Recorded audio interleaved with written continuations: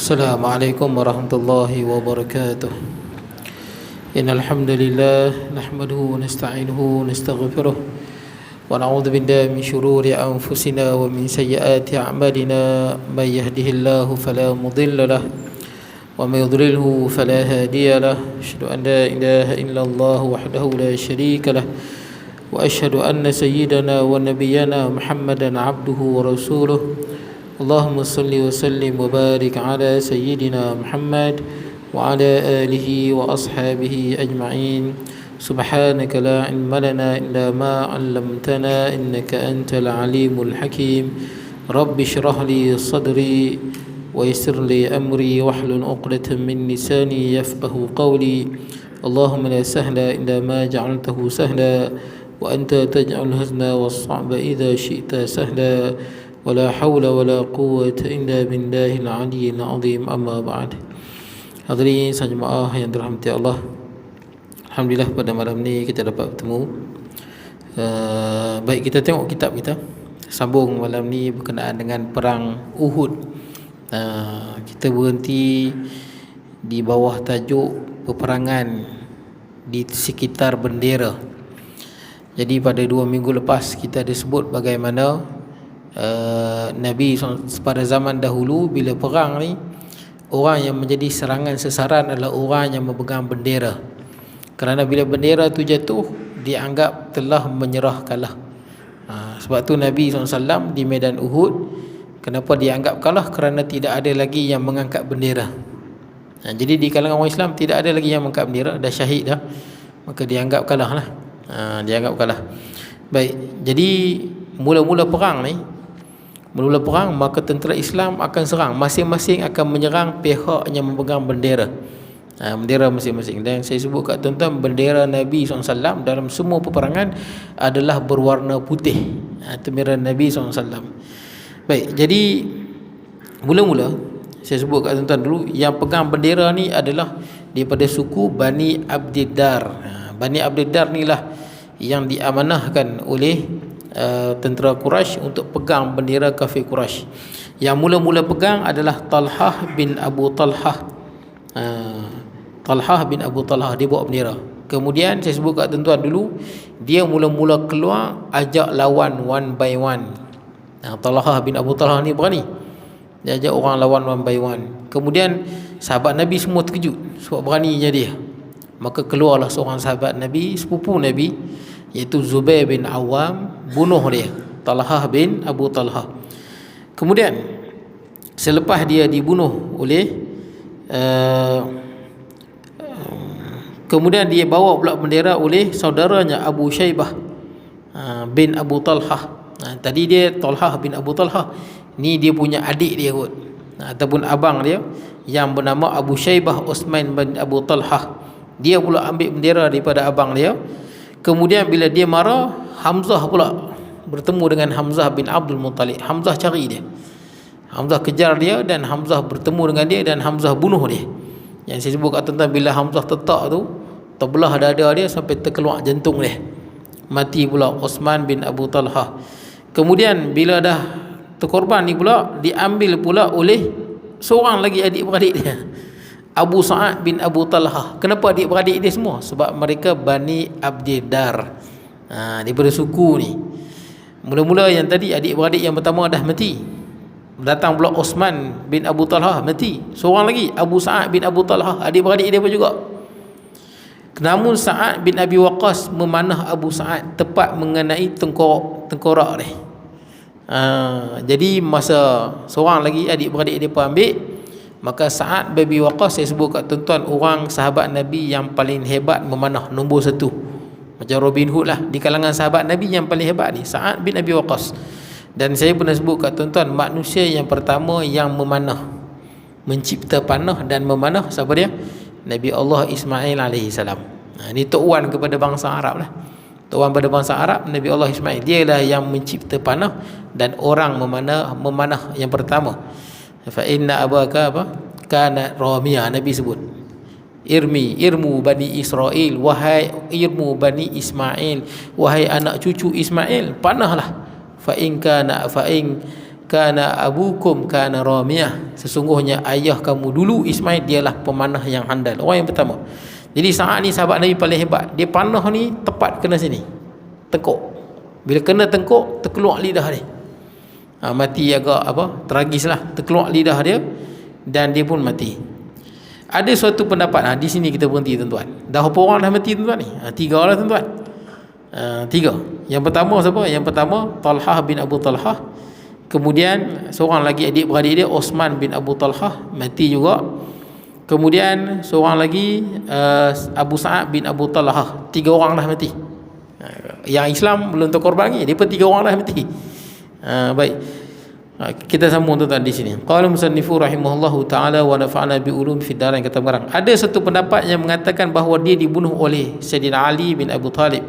Pada ketika itu Abu Sa'ad keluar daripada medan perangan untuk buang air besar. Ali bin Abu Talib mengikarinya dan melibas pedang ke arahnya. 2 kali luput, lalu disuli dengan libasan yang ketiga hingga menyebabkan dia terbunuh. Ada pandangan yang kedua. Ini perang tuan-tuan. Bila perang tuan-tuan, kita tak boleh tengok dia tengah buang air besar, baik-baik lah. Ada peluang bunuh tuan-tuan, dia tengah perang. Pasal duduk tengah perang. Perang tengah berkecamuk. Bukan tengah perang berhenti.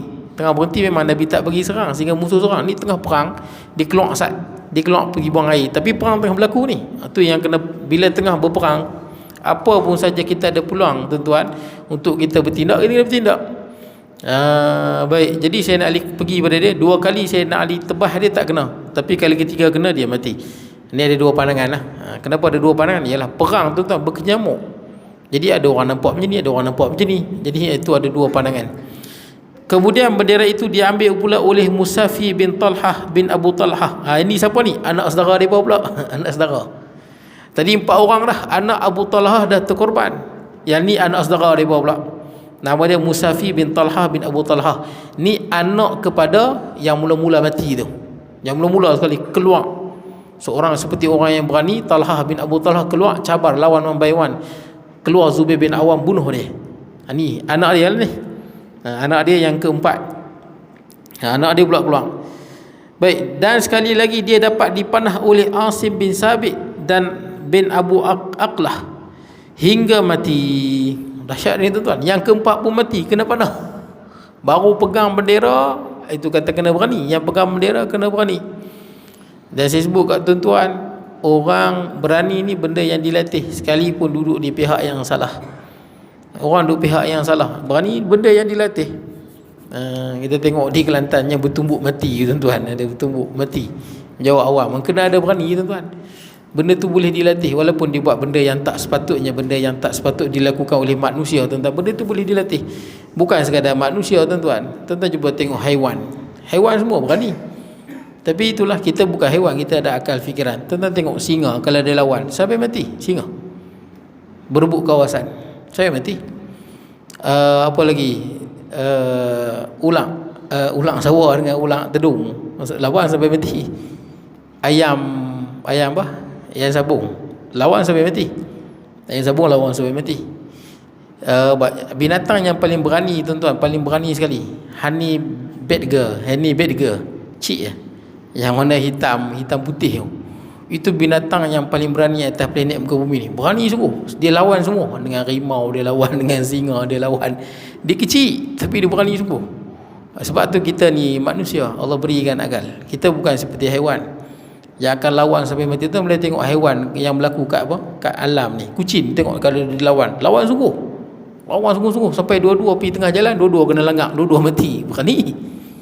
Tapi kita tak kata beranilah. Sebab dia tak disertai dengan cerdik. Kita anggap macam bertumbuk sampai mati tu lah. Kita tak kata berani, kita kata perangai huduh, tiadaan, macam budak-budak tak boleh nak fikir ke, benda tu tak elok. Betul tak? Benda ni salah.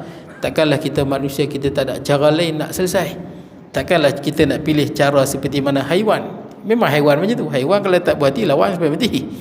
Kita tak kata tu berani. Kalau berani ni apa? Berani di jalan yang benar. Tapi kok mana pun nak cerita, sifat itu semula jadi ada pada haiwan. Sifat macam tu ada pada haiwan. Tu boleh tengok National Geography bagaimana haiwan lawan sampai mati.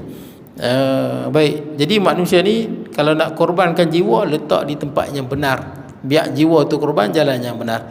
Jadi naik pula siapa nama ni? Asim kena panah mati. Kemudian bendera beralih, ni yang 4 orang mati, 4 orang lah. Bendera beralih ke tangan Syuraih bin Qaris. Ni orang lain pula, tapi masih lagi Bani Abdiddar, keturunan ni. Syuraih bin Qaris, ni yang keberapa? Yang kelima. Dan akhirnya dia dapat dibunuh oleh Quzman. Ni nama yang cukup famous lah. Quzman ni nama yang cukup famous. Kalau tuan-tuan baca, ini sejarah yang kita boleh, seorang lelaki yang agak terkenal dalam perang Uhud. Quzman, seorang munafik yang turut bergabung dengan pasukan muslim, bukan kerana hendak membela Islam, tetapi kerana sifat kelakiannya. Tuan-tuan boleh baca, Quzman ni dia seorang munafik daripada Bani Zafar, tapi dia ni seorang yang sangat berani. Dia tak beriman pada Nabi, tapi dia yang keberanian dia luar biasa. Sahabat Nabi kagum dalam perang Uhud, sahabat Nabi kagum dengan dia, sebab dia boleh dikatakan paling berani dalam perang Uhud ni Quzman. Tapi dia bukan Islam, dia munafik. Sebab tu Nabi SAW, bila Nabi orang cerita tentang kehebatan Quzman, Nabi akan kata apa? Innahu lamin ahlin nar, sesungguhnya dia daripada ahli neraka. Tiap kali disebut nama Quzman di hadapan Nabi, Nabi akan sebut lagu tu, innahu lamin ahlin nar, sesungguhnya dia daripada kalangan ahli neraka. Sampailah benda ni sampai ke telinga Quzman. Quzman kecil hati. Apa Nabi kata aku ahli neraka, padahal dia memang tak beriman pun. Dia pura-pura kaya. Nabi tahulah dengan wahyu. Dia kecil hati. Masa perang Uhud dia tak pergi perang. Pasal apa? Nabi kata kat dia ahli neraka. Yalah, hang tak beriman pun, hang pura-pura memang ahli neraka. Jadi dipendekkan ceritanya, masa tengah perang tu, Bani Zafar ni satu suku yang berada di Madinah tu. Bani Zafar ni daripada keturunan Aus, kan ada Aus dan Khazraj kan. Bani Zafar ni pada Aus. Orang duk pergi perang, Quzman tak pergi perang. Padahal terkenal dia ni orang pahlawan yang handal, berani. Jadi orang perempuan di kalangan Bani Zafar, dia berkata apa? Wahai Quzman, orang pergi perang, hang duduk saja kat rumah. Hang ni macam orang perempuan dia kata kat Quzman. Orang pergi perang dia sakit hati, tapi dia tak mau cakap apa. Dia belah. Orang perempuan tu kejak dia lagi, Bani Zafar. Dia memang macam tu orang perempuan zaman Nabi, kalau yang tak pergi perang ni memang dia akan marah, penakut. Jadi dia berkejak kata, wahai Quzman, orang pergi perang, hang duduk kat sini macam orang perempuan. Hang tak malu ke? Macam tu lah kalau ayat dia. Quzman diam lagi. Dia pun pergi lagi cakap kat Quzman. Quzman pergi sini, dia pun cari Quzman. Wahai Quzman, hang tak malu ke duduk kat rumah macam orang perempuan? Orang pergi perang, hang ni memang macam perempuan. Dia dengar lagu tu, dia rasa panas. Dia pun ambil dia ambil dia punya tombak, dia ambil dia punya pedang dengan perisai, dia terus pergi. Dan dia tak beriman pun. Dan dia pergi ni kerana sifat kelakian dia. Bila dia pergi, waktu dia sampai tu belum perang. Nabi tengah susun barisan perang. Dia mai daripada belakang sebab dia kecil hati dengan Nabi. Nabi kata dia ahli neraka, dan memang dia tak beriman pun. Lepas tu dia tak kecil hatilah. Jadi dia pun daripada belakang dia masuk, sampai dia berjalan sikit-sikit sampai dia duduk di barisan depan, barisan orang yang baling tombak. Dan Quzman orang yang sangat hebat baling tombak. Dia baling tombak macam baling panah, tepat dan pergi jauh.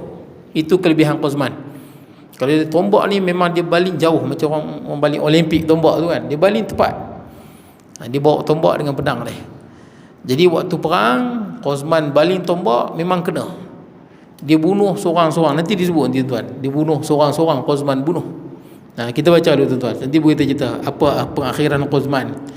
Seorang munafik, bukan kerana hendak membela Islam, tetapi kerana sifat kelakiannya. Kemudian bendera beralih ke tangan Abu Zaid Amr bin Abdul Manaf al-Abdari, yang akhirnya dia juga dibunuh oleh Quzman.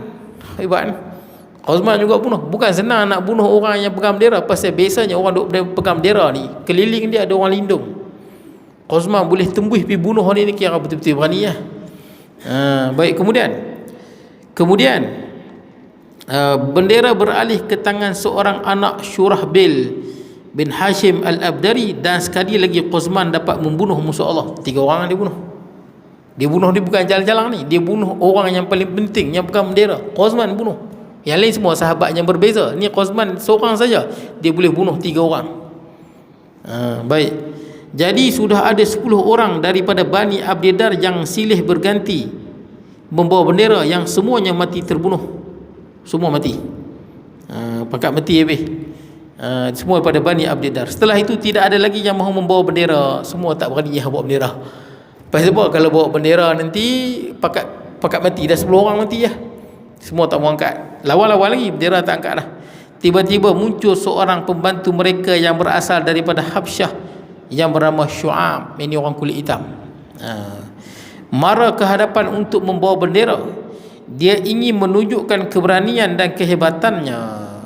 Ini orang hamba berkulit hitam, negro lah, di mana dia lebih hebat, melebihi statusnya sebagai seorang hamba, bahkan lebih hebat daripada pembawa bendera sebelumnya. Dia terus berperang hingga tangannya tercatas dan putus.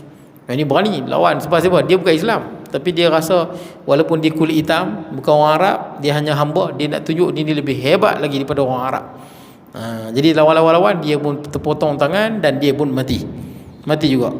Dengan terbunuhnya Syu'ab, maka bendera pasukan Quraisy jatuh ke tanah dan tidak seorang pun yang mahu mengambilnya, sehingga bendera itu terbiar di atas tanah. Lepas ni habis. Ni last 11 orang mati. 10 orang daripada Bani Abdiddar dan seorang daripada hamba berkulit hitam. Lepas tu bendera tu duduk kat tanah, siapa tak berani angkat. Pasal apa? Kalau angkat memang mati. Baik, saya nak habiskan tuan-tuan tentang Qazman. Qazman ni, cerita ni tak habis tentang Qazman. Qazman ni dia perang. Dia masuk, dia bukan biasa-biasa ni, dia tembus ke barisan musuh, lawan habis-habisan, sehingga sahabat Nabi yang tengok, takkan dia ahli neraka, tapi Nabi sebut dia ahli neraka. Sahabat Nabi semua jadi tertanya-tanya, takkan dia ahli neraka, berjuang kalah orang lain. Dan kita tahu dalam perang Uhud ni, mula-mula tentera Islam menang. Memang boleh menang pun kalau tak turun yang bendera tu. Menunjukkan Nabi lebih hebat daripada Khalid Al-Walid. Tapi sayang turun, yang duduk atas bukit tu turun. Jadi tuan-tuan, dia masa musuh lari ni memang kalah. Musuh lari, depa lari naik bukit, depa lari naik ke atas bukit, pasal depa dah kalah. Masa depa lari ni, depa tinggal harta yang banyak. Maka ada sebahagian sahabat yang kutip atas rampasan. Dan yang sedihnya, yang atas bukit itu pun ada yang turun, tinggal 12 orang yang atas tu. Yang hebatnya tuan-tuan, Qazman dia tak tengok pun harta tu. Masa orang duk kalut ambil harta rampasan perang, Qazman duk perang lagi. Kalau kita tengok, betul-betul ikhlas sungguhlah. Tak terpengaruh langsung. Itu saya kata tuan-tuan, kadang-kadang Allah Ta'ala tahu benda yang ada dalam dada, kita tengok zahir sahaja. Itu yang Syekh Qutb bagus dia tulis buku tuan-tuan. Syekh Qutb dia tulis Al-Mutasaqituna ala tariqid dakwah, golongan-golongan yang tercicir, yang jatuh tersembam dalam jalan dakwah. Duk bagus dah, tidak duduk sama-sama dengan orang Islam, perjuangkan Islam sama-sama, duduk dengan tim dia.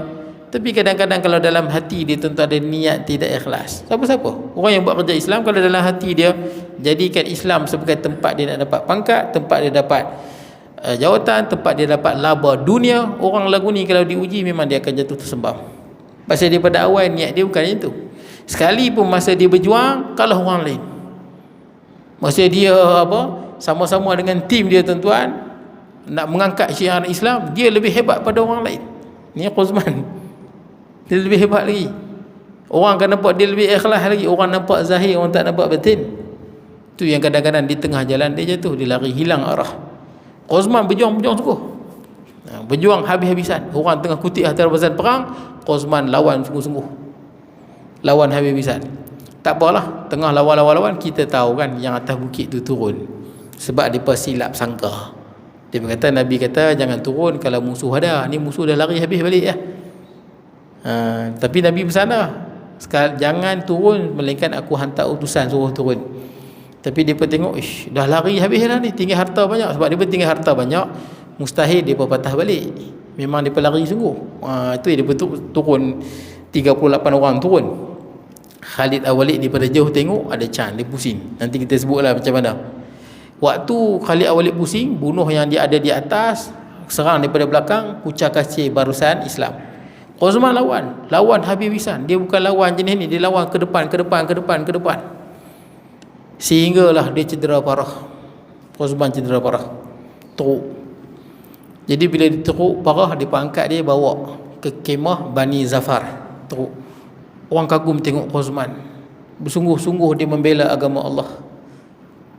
Dan memang kerana Quzman, barisan musuh menjadi kucak kacir. Kerana Quzman, masa dia tengah sakit tu, tengah luka parah, ada seorang sahabat Nabi nama dia Qatadah bin Nu'man radhiyallahu anhu. Dia kata apa? Ya Quzman, wahai Quzman, laqad ablaita al-yawm, hari ini hang telah diuji dengan ujian yang sangat berat. Fa abshir, bergembiralah, kau akan mati syahid. Dibagi gembira pada Quzman. Quzman tengah luka teruk ni. Lepas tu Quzman kata apa? Wa ma abshir, aku nak bergembira dengan apa? Dengan apa untuk aku bergembira? In qataltu illa min, tidaklah aku berperang melainkan kerana apa? Kerana min qaumi, kerana apa? Maruah kaum aku. Sebagai orang kata maruah diriku. Tidak aku berperang melainkan kerana apa? Hisabi qaumi. Aku berperang ni kerana aku rasa maruah kaum aku saja. Aku berperang, aku ma qataltu ghaira dhalik, ataupun min ajli din. Sebagai riwayat, aku bukan berperang kerana agama. Dia sendiri cakap masa dia tengah sakit tu, dia sendiri cakap, aku nak mengira tentang apa? Aku berperang memang semata-mata kerana harga diri aku, kerana kaum aku. Aku kan berjuang kerana agama, memang bukan kerana agama Allah. Dan dia pun munafik. Ketika dia tengah sakit, luka parah, dia tak tahan. Dia buat apa? Dia ambil anak panah, sebagai riwayat kata pedang, ditikam jantung dia. Itulah bahayanya bila tak ikhlas. Tuan-tuan bayangkan, kita sahabat Nabi tengok zahir dia, Masya Allah, hebat Quzman. Allah tahu dalam ni. Wallahu yatawallas sarair, Allah tahu dalam ni.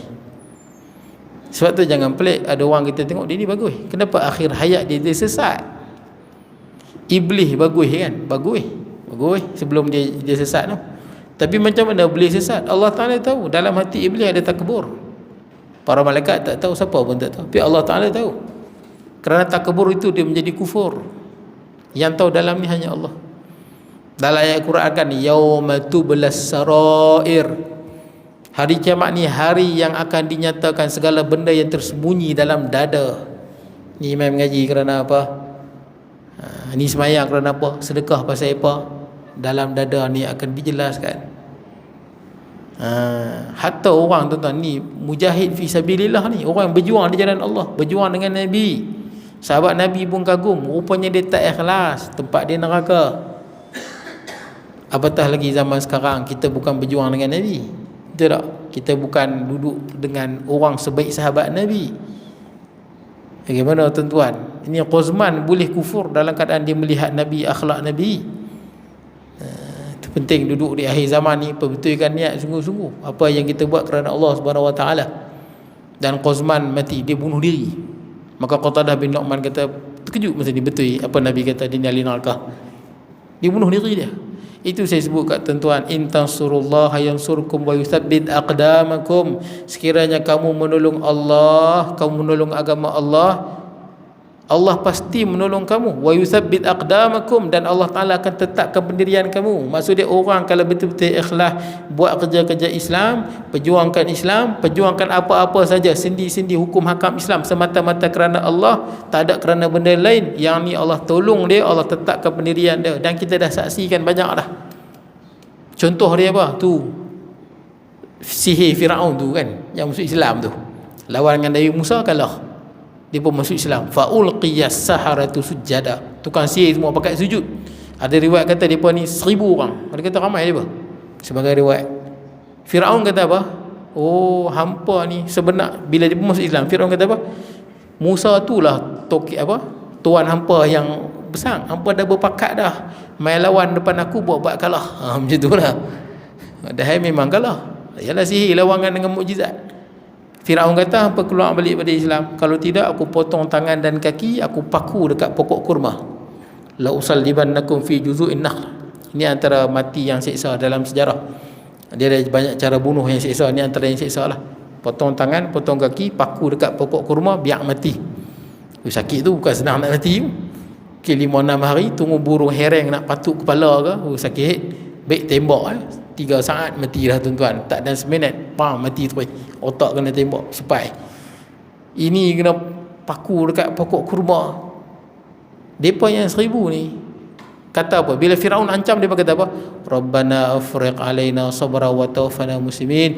Ya Allah, limpahkanlah kesabaran pada kami dan matikanlah kami dalam Islam. Depa semua tak ada seorang pun yang keluar Islam. Semua mati dengan kejam. Ya, Firaun potong tangan depa yang 1000, potong kaki depa, paku dekat pokok kurma. Nabi Musa tak boleh tolong.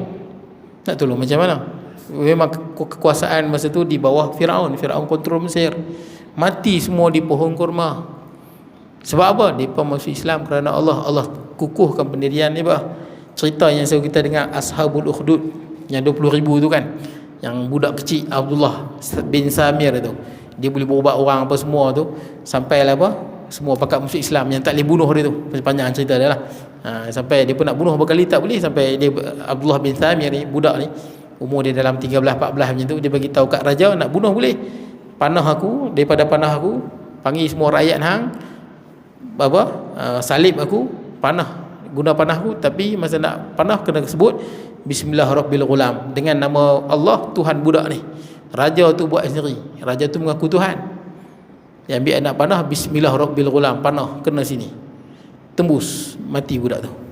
Semua rakyat dia beriman. Pasal apa? Budak ni tak boleh bunuh kecuali kena sebut nama Allah.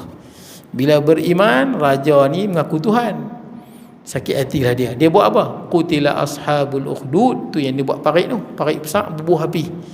An-nari dzatil waqud, api yang dinyalakan. Idhum 'alaiha qu'ud, ketika mana mereka duduk di tepi parit api tu. Wa ma naqamu minhum illa ayyuminu billahil azizil hamid, tidaklah mereka itu diseksa kecuali kerana mereka beriman pada Tuhan yang Maha Perkasa lagi Maha terpuji. Semua yang beriman tu ada, bukan sikit tu, ramai 20 ke 30 ribu, ramai 20 ke 30 ribu anggaran ni. Jadi raja tu kata keluar pada Islam, kalau tak dia akan ditolak masuk dalam parit api. Tuan-tuan, tak ada seorang pun yang keluar Islam, tak ada seorang pun. Terjun tum, bukan kena tembak tuan-tuan, terjun dalam parit api. Woi, kita pun takut dia terjun dalam parit api. Sementara nak mati tu kena bakar dulu. Terjun, semua pakai terjun. Sampai yang last sekali seorang perempuan. Tuan-tuan ni depa tak pernah sembahyang lagi, tak pernah puasa, tak pernah main mengaji kat Masjid Rahmaniah, tak pernah. Baru masuk Islam. Tapi bila kerana Allah Taala tolong, wa yusabbit aqdamakum, Allah Taala kukuhkan pendirian itu. Yang last tu seorang perempuan dengan bawa bayi dia. Nak terjun, dia tengok dalam parit api ramai orang yang tengah terbakar, gerun, ramai berapa puluh ribu dalam tu, 20 ribu lebih dalam tu. Dia nak terjun tengok, seksanya dalam parit api tu. Fataqa asad, dia jadi takut, teragak-agak.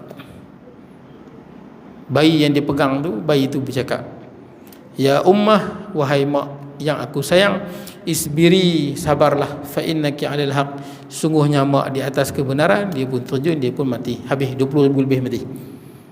Tapi saya nak cerita, kalau betul buat kerja Islam, kalau betul buat apa-apa gerak kerja Islam, memang semata-mata kerana Allah, melintang patah, membujur lalu melintang patah, habis. Dia memang letakkan, memang solid tuan-tuan, takkan berubah langsung. Kalau betul itu niat dia, ma darras sahab binabhil kilab, tidak jadi apa-apa pada awan dengan salakan anjing. Jiwa dia kukuh.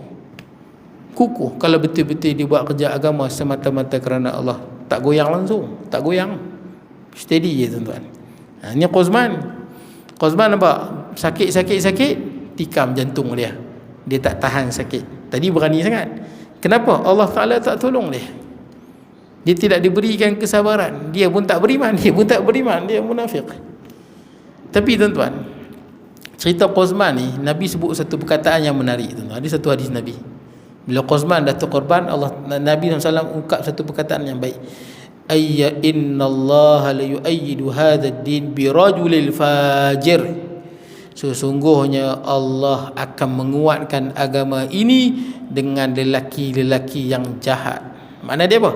Akan ada golongan-golongan yang mana dia duduk, dia buat kerja-kerja agama, tapi dia bukan nak agama. Dia mencari kepentingan dunia, dia mencari kemasyhuran, dia mencari kepentingan dunia, dia mencari apa? Laba dunia. Memang akan ada golongan ni, bukan semua, tapi akan ada. Dengan usaha dia, memang agama akan jadi kuat. Betul? Dengan khuzman, walaupun dia tak ikhlas, tapi dengan khuzman hebat tu, dia boleh mengucang-acirkan barisan musuh. Sebab tu kalau ada orang yang tidak ikhlas, dia buat kerja agama, yang buat kerja tu bagus lah. Dia buat kerja agama, dia memperjuangkan Islam, benda tu bagus. Benda tu bagus. Tapi kalau dia tidak ikhlas, tempat dia neraka, tapi usaha dia telah membantu agama Islam. Kok mana pun hujung dia kena tengok niat seseorang. Dan kita tak boleh, ada orang kadang-kadang hatta orientalis pun tak beriman, tapi dia tulis buku-buku Islam. Macam saya pernah sebut kat tuan-tuan, Snock Horgurunje tu. Snock Horgurunje. Satu orientalis Belanda yang duduk di Indonesia tu. Hebat, duduk di Mekah 15 tahun. Pasal dia pergi Mekah, Belanda hantar dia di Mekah 15 tahun nak kaji di mana kelemahan orang Islam. Kita tahu orang masyarakat Indonesia, antara kejayaan besar mereka menghalau Belanda. Dia bukan melalui diplomatik. Macam kita dapat kemerdekaan melalui apa? Kita pergi sebab tu kita kebanyakan latar belakang orang yang mendapatkan kemerdekaan ni semua lawyer. Hebat-hebatlah lawyer. Dia dapat kemerdekaan daripada British melalui perbincangan diplomatik. Bincang dan dapat kemerdekaan. Indonesia dia bukan macam tu, dia halau. Dia perang sungguh lawan dengan Belanda. Baik. Jadi tuan-tuan, semangat masyarakat Indonesia ni lawan Belanda, lawan sungguh. Sampai Belanda fikir kat mana nak melemahkan perjuangan orang Islam Belanda, orang Islam Indonesia ni. Itu yang dihantar Snock Horgurunje tu, nak hantar pergi ke Mekah. Duduk bukan 15 tahun. Lama tuan-tuan, 15 tahun. Buat apa duduk Mekah 15 tahun? Pura-pura jadi doktor mata. Pura-pura, dia bukan doktor mata. Dia pura-pura masuk Islam, nama tukar buh nama Abdul Ghaffar. Sedap nama dia. Duduk di Mekah doktor mata sambil dia belajar Islam. Dia belajar 15 tahun tuan-tuan. Kita kalau kuliah yang kena isyak, masuk isyak ustaz tambah 5 minit pun kita dah pening. Bila nak habis? Saya tahulah, saya duduk depan, saya tengok orang 5 minit je pun. Dia punya susah hati, punya teruk. Dah syuruk tambah 10 minit. Apa ustaz, kami nak makan roti canai. Makan roti canai lah. Tunggulah Ustaz. Jadi tuan-tuan, Snock Horgurunje 15 tahun tunggu, dia pura-pura masuk Islam. Dipendekkan ceritanya, dia dapat dah. Dia dapat. Dan malah dia boleh satu buku dalam mazhab Syafi'i, Abu Ishaq Asy-Syirazi rahimahullah. Abu Ishaq ni antara ulama besar mazhab Syafi'i. Dia tulis buku satu At-Tanbih. At-Tanbih ni yang disyarah oleh Imam An-Nawawi bagi syarah Muhadzab tu. Dia tulis, dia syarah At-Tanbih. Hebat buku ni. Dia terjemah At-Tanbih tu berapa jilid saya tak ingat. Banyak jilid lah tuan-tuan. Banyak jilid buku tu. Daripada bahasa Arab dia terjemah kepada bahasa Belanda. Ada lagi. Jadi orang Belanda sekarang ni kalau masuk Islam nak mengaji mazhab Syafi'i senang. Dah ada dah buku terjemahan. Saya yang mengaji agama ni tak lama tuan, dekat universiti sekejap je, 6 tahun. 2 tahun diploma, 4 tahun ijazah. Saya tak pernah terjemah buku bahasa Arab tuan, apatah lagi buku sebesar At-Tanbih. Tapi Snock Horgurunje 15 tahun boleh terjemah lagi buku dalam bahasa, daripada Arab kepada bahasa Belanda, sampai sekarang ada. Dan dia tak Islam pun. Tapi dia dapat tak? Dia dapat 15 tahun tu dia dapat. Kena keluarkan jihad daripada kamu umat Islam. Jihad ni jangan duk fikir perang bunuh orang, bukan. Perang lawan penjajah. Maksud dia apa? Jihad ekonomi. Mesti tegakkan ekonomi Islam. Jihad sosial, mesti hidupkan sistem perkahwinan sosial Islam.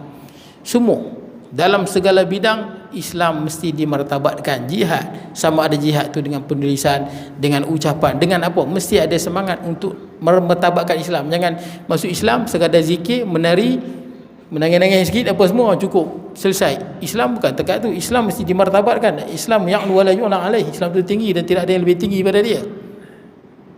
Dia mesti disampaikan, kita sharing, kita kena sampaikan. Baik, jadi tuan-tuan, apa nama, lupa pula tuan. Senok orang Gurunje, dia dapat, maksud dia jihad kena keluar kan. Sebab tu sampai sekarang saya tanya orang yang buat penulisan profesor kan, dia pernah dapat profesor kosong tu. Dia bila dapat profesor tu, dia akan naik jadi jusa C ke apa, tapi gaji dia naik banyak. Gaji dia mungkin 20,000 ke atas, begitulah, lebih kurang lah. Kan dapat profesor kosong, profesor. Daripada banyak penulisan dapat. Dia kena hantar di badan antarabangsa yang akan nilai. Dia berapa saya tak ingat lah. Dah dapat PhD kena tulis. Biasanya profesor ni orang dah tua-tua lah, banyak menulis apa semua tu baru dapat. Jadi tuan-tuan, dia pendek ceritanya, dapat profesor, dia dapat jusa lah, gaji pun banyak. Tapi kawan saya yang doktor di universiti disebut, kalau tulis berkenaan dengan jihad, nak mertabatkan Islam dan sebagainya, yang ni memang takkan dinilai. Yang orang tak pandang lah, yang tulis benda ni sensitif. Segala bentuk jihad dalam segala bidang. Maksudnya jihad ni semangat kita nak Islam dimartabatkan. Islam ni jangan dipandang remeh, mesti dimartabatkan, mesti disampaikan, orang mesti tahu. Balighu anni walau ayah. Baik, kemudian tuan-tuan, saya habiskan. Sebelum saya lupa tuan-tuan, sebab tu ada 10 minit lagi, 9 minit. Ada satu hadis Nabi SAW riwayat Imam Muslim, yang Nabi sebut nanti pada hari kiamat ada 3 golongan yang masuk neraka sebelum orang lain masuk. Hadis riwayat Imam Muslim, awwalun nas yuqda yaumal qiyamah alaihi, ada 3 golongan manusia yang akan dihukum, dijatuhkan hukum sebelum orang lain. 3 orang. Siapa dia yang pertama? Rajulun ustushhida, seorang lelaki yang mati syahid. Ni Osman, nampak mati syahid. Mati syahid. Fa'utiya bihi fa'arrafahu ni'mahu fa'arrafha, dia didatangkan, nak dihisap, didatangkan, kemudian dibentangkan kepadanya segala nikmat yang Allah berikan pada dia. Segala nikmat yang Allah berikan pada dia, mungkin tubuh badan yang kuat, pandai bermain pedang, pandai memanah, pandai segala-galanya, pandai berlawan, bagi segala nikmat, ya, dibentangkan nikmat yang Allah berikan padanya. Fa'arafaha, dan dia pun tahu ini nikmat Allah Ta'ala pada dia. Kemudian Allah Ta'ala tanya pada dia, wa ma amilta fiha, apa yang kau buat dengan nikmat ni? Pandai bermain pedang, pandai panah, berani, kuat, pandai berlawan. Apa kata lelaki ni? Qataltu fi sabilika hatta ushtuhitu, aku berjuang di jalanmu ya Allah sehingga aku mati syahid. Kata Allah, kadzabta, mohong, tipu. Walakin qatalta li an yuqal jari'un, tapi kau berperang supaya kau dikatakan kau pahlawan, kau pemberani. Tu tuan-tuan, nombor 1 penyebab riak, nak orang puji lah. Nak orang puji, nak orang tengok, nak ambil hati orang. Buat benda agama nak ambil hati orang. Kerja agama tak boleh macam tu, buat mesti kerana Allah, tak boleh buat kerana ambil hati orang, walaupun sikit, kerana Allah. Kemudian kata Allah, laqad qil, dan memang betul masa hidup di dunia memang orang puji pun. Macam Qazman, dia berjuang kerana kelakian dia, orang puji berani, sahabat Nabi puji dia berani, dia akan dapat tuan-tuan. Siapa yang buat kerja agama nak dunia, memang Allah Ta'ala bagi, tapi macam itulah. Man kana yuridul ajila ta'ajjalna lahu fiha ma nasha. Siapa yang buat kerja agama nak dapat balasan dunia, itu tujuannya, bukan kerana Allah. Memang kami bagi, ajalna lahu fiha ma nasha, kami bagikan apa yang dia nak. Summa ja'alna lahu jahannam yaslaha madhmuman madhura. Tapi ingat, hari kiamat masuk neraka jahannam dalam keadaan yang hina. Dia kemudian summa umira bihi, Allah perintahkan, husiba ala wajhi, diangkat seret mukanya, kaki ke atas, muka ke bawah, malaikat seret muka di atas apa, tanah di padang mahsyar tu, lempak dalam neraka. Orang lain tak masuk neraka, dia masuk dulu. Yang kedua siapa? Golongan yang kedua, rajulun ta'allamal ilma, seorang lelaki yang mengaji ilmu agama. Itu tuan main mengaji, saya dulu mengaji, yang mengaji agama. Wa 'allamahu, dan dia mengajar juga, mengaji agama dan mengajar agama. wa qara'al Quran, dan rajin baca Quran. Rajin baca Quran. Fa utiya bihi, dia didatangkan di hadapan Allah. Kemudian fa'arrafahu ni'mahu, dibentangkan nikmat Allah padanya. Pandai hafal, pandai baca Quran, boleh diberi masa untuk menuntut ilmu, diberi kesihatan, jalan kaki, boleh pergi sana pergi sini menuntut ilmu, diberi mata, boleh tengok kitab-kitab, boleh tangan senang nak angkat kitab baca, ada duit lebih, boleh menuntut ilmu sana sini. Dia tahu, fa'arafah, dia tahu ini nikmat Allah pada dia. Maka Allah Ta'ala tanya, fama amilta fiha, kau buat apa dengannya? Buat apa dengan nikmat ni dan ilmu yang Allah Ta'ala bagi? Dia kata apa? Ta'allamtul ilma, aku menuntut ilmu fika, keranamu ya Allah. Wa 'allamtahu, dan aku mengajarnya keranamu ya Allah. Pandai. Wa 'allamtuhu fika, keranamu ya Allah. Wa qara'tul Quran fika, dan aku baca Quran juga keranamu ya Allah. Qal, firman Allah, kadzabta, bohong, tipu. Walakinna ta'allamtal ilma wa 'allamtahu liyuqal 'alimun, tapi kau belajar ilmu agama, kau mengajar ilmu agama, belajar dan mengajar ilmu agama, liyuqal 'alimun, supaya dikatakan engkau ni alim. Tu saya kata nak orang puji. Nak orang puji. Jangan silap pula tuan-tuan. Tapi ada hadis Nabi yang lain. Yang ni saya bukan apa. Ada seorang sahabat yang saya kenal, dia mengaji, buat kelas Quran, ngaji teknik, kan ada teknik. Kawan saya ada teknik Al-Baghdadi, teknik Haraki, macam-macam teknik ni. Ngaji teknik-teknik Al-Quran, lepas tu buka kelas Quran. Kelas Quran ni bukan senang. Nak set up dia dengan aircon dan sebagainya, dengan masa dia. Jadi dia ambil lah bayaran.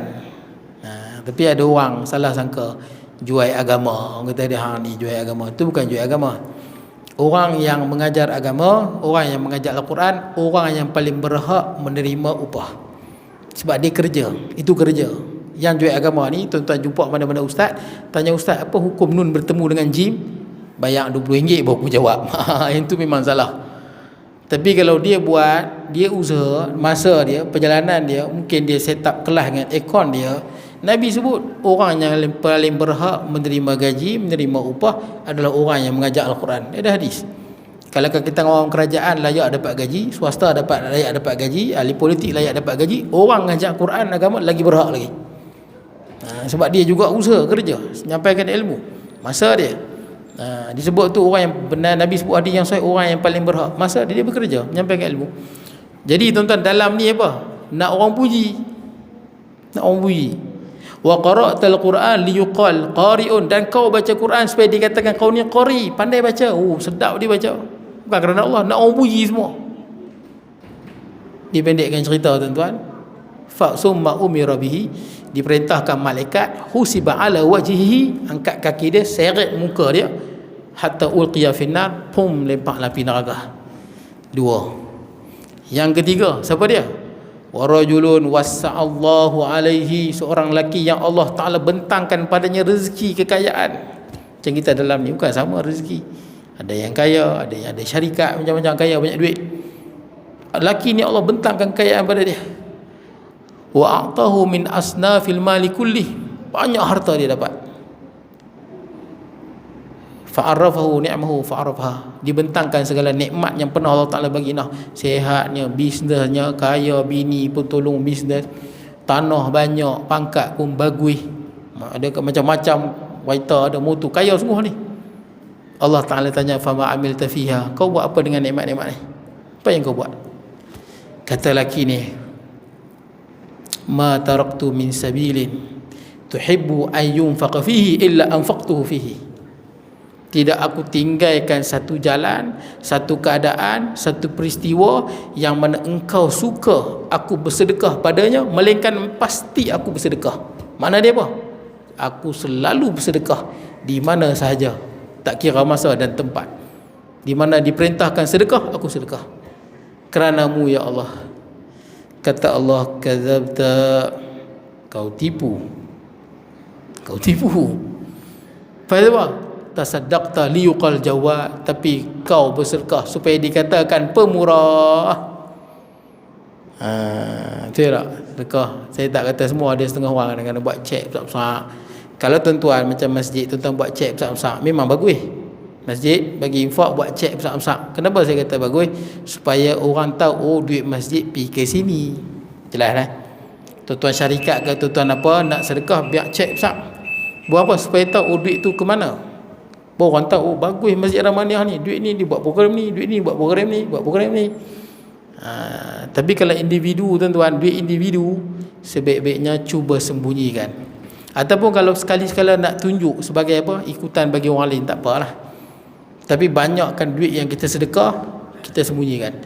Sekali-sekala nak tunjuk, sekali-sekala orang nampak, kita bukan nak tunjuk, nampak tak apalah. Ataupun sekali-sekala kita nak didik orang lain supaya bersedekah, tak apalah. Tapi jadikan harta kita yang banyak secara sembunyi kita buat. Tapi kalau harta syarikat, harta apa, memang kena bagi nampak, tidak orang tak nampak. Baik. Jadi tuan-tuan, dia nak dipuji sebagai kamu seorang pemurah. Laqad qil, kau dah dapat. Kemudian summa umira bihi, diperintahkan malaikat diseret wajah dia ke bumi, lempar ke dalam neraka. Habis tuan-tuan. Makna dia apa? Inilah golongan terjun neraka sebelum orang lain terjun. Tuan-tuan pernah terfikir? Kadang saya terfikir kan, apalah kesalahan mereka ni, yang tiga golongan ni. Mereka kan berjuang di jalan Allah. Mereka beriman pada Allah, berjuang di jalan Allah. Kenapa mereka ni dihukum teruk sebelum orang lain masuk neraka? Bila lama-lama saya fikir pun saya dapat, oh sebenarnya kita ni, yang menghubungkan kita dengan Allah adalah ibadah kita. Tidak, semayang, puasa, jihad, itulah hubungan tangga yang menghubungkan kita dengan Allah. Dan kerja-kerja agama ni tidak boleh ditunaikan melainkan semata-mata keredaan Allah. Itulah tangga yang menghubungkan kita dengan Allah. Kita mencari Allah, mencari keredaan Allah. Itulah Quran sebut, wa ma umiru illa liya'budullaha mukhlishina lahuddin, dan mereka tidak diperintahkan melainkan untuk mengikhlaskan kerja agama. Kerja agama tuan-tuan mesti buat kerana Allah. Itu jabatan tuan-tuan dengan Allah. Bila tuan-tuan buat kerja agama, tidak ada yang lebih besar, tidak ada yang lebih tinggi, tidak ada yang lebih mempengaruhi kita melainkan semata-mata nak mencari keredaan Allah Subhanahu Wa Taala. Siapa yang semayang sepatutnya mencari keredaan Allah, tapi semayang supaya orang puji, dia seolah-olah di mana hati dia, di mana Allah di hati dia. Seolah-olah benda lain itu lebih tinggi. Dia semayang nak orang puji. Seolah-olah nak orang puji itu lebih tinggi daripada keredaan Allah. Di mana dia letak Allah dalam hati dia? Sedekah sepatutnya kerana Allah. Itu jabatan yang menghubungkan dia dengan Allah. Tiba-tiba Allah tak ada dalam hati dia. Dia gunakan jabatan untuk berhubung dengan Allah, untuk mencari dunia. Seolah ini ulama kata al-istihza' bimaqamil uluhiyah. Inilah satu bentuk penghinaan, penistaan terhadap makam ketuhanan. Sebab tu masuk neraka dulu. Patutnya kerja buat berhubungan dengan Allah, dicari benda lain. Seolah-olah benda itu lebih besar daripada Allah Subhanahu Wa Taala. Saya sebut benda agama. Kalau bukan benda agama, kita tak kata riak. Naik motor up, nak tunjuk pandai up. Riak bukan riak. Itu tak cerdik tuan-tuan. Nak tunjuk orang pandai masak, nak tayang pandai masak, oh biar orang puji. Itu bukan riak. Itu ikut sukalah nak kata apa pun. Kalau megah tak elok. Riak ni melibatkan benda agama. Jelaslah. Nak tunjuk skill kat orang, nak orang puji. Kalau benda tu bukan benda agama, kita tak kata riak. Kita kata benda tu lara lah, sia-sia lah. Tapi benda agama jangan sesekali buat pasal manusia. Tetap mesti buat kerana Allah. Boleh tuan-tuan? Saya minta maaf tuan-tuan. Baik, sekalipun benda tu sekalipun benda tu macam mustarak. Contoh tuan-tuan, tuan-tuan pergi misi rumput rumah orang. Misi rumput, Imam Adam dia selalu buat misi rumput. Misi rumput. Lepas misi rumput, janjilah nak bayar 200. Betul tak? Contohnya lah. Tiba-tiba dia tak bayar. Boleh tak kita minta, tadi janji 200, boleh tak? Tiba-tiba orang tu kata kat kita, hang ni misi rumput tak ikhlas nak duit kerja. Salah tu. Cari duit tu memang arahan Allah. Habis tu nak bagi infak, macam mana kat isteri dengan anak-anak? Jelas lah. Cari duit itu memang diperintahkan oleh Allah. Memang itu ibadah. Misi rumput nak dapat duit makan. Dia misi rumput kerana Allah. Dia cari duit tu kerana Allah. Memang cari duit tu pun kerana Allah. Tak timbul dah tuan-tuan bila apa tuan rumah tak bayar, tuan rumah kata hang ni tak ikhlas. Ikhlas memang aku ikhlas minta ni. Ya aku nak hidup dulu dah. Ni upah aku, harta aku. Tuan-tuan kerja elok, syarikat tak bagi gaji. Tuan-tuan nak minta duit kat bos kata apa? Hang ni kerja tak ikhlas, kerja nak duit tak. Saya kerja nak cari harta kerana Allah. Allah suruh cari harta. Allah suruh cari duit. Ni nak sara anak bini apa semua lagu mana? Nampak? Jelas. Jangan silap. Ada orang dia ingat macam tu kan. Dia tak banyak duit, bila pekerja dia minta, hang kerja tak ikhlas. Bukan kerja tak ikhlas, hang yang tak ikhlas. Patutnya kalau hang orang yang ikhlas, hang akan banyak gaji kerana Allah. Dan dia minta tu pun tak menghilangkan ikhlas pun. Memang Allah perintahkan cari rezeki dengan jalan yang halal. Baik, bismillahirrahmanirrahim. Allahumma ij'al jam'ana hadha jam'an tafarruqana wa ba'id tafarruqa ma'suma la taj'al minna shaqiyyan wa la mahruman matula. Wa sallallahu ala nabiyyina Muhammad wa ala alihi wa sahbihi baraka sallallahu alaihi wa sallam.